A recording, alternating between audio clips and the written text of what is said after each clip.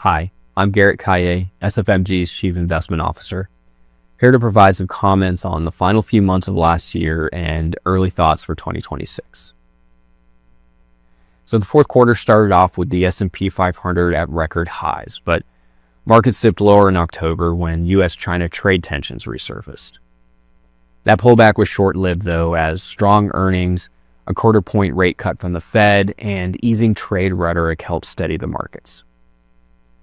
Stocks then continued to grind higher into year-end despite experiencing some volatility in both November and December as a result of mixed artificial intelligence news and uncertainty around future Fed rate cuts.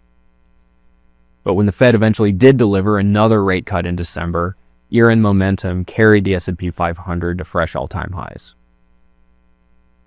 Overall, 2025 was a strong year for markets.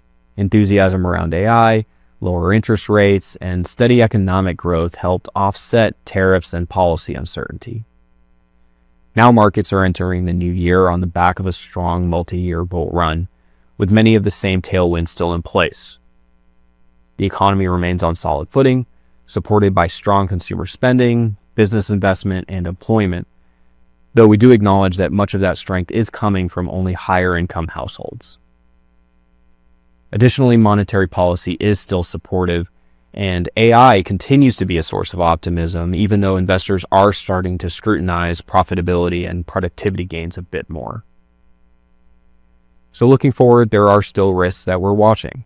The labor market has continued to cool, the Fed appears more divided on additional rate cuts, and any disappointment around AI investment returns could significantly pressure markets.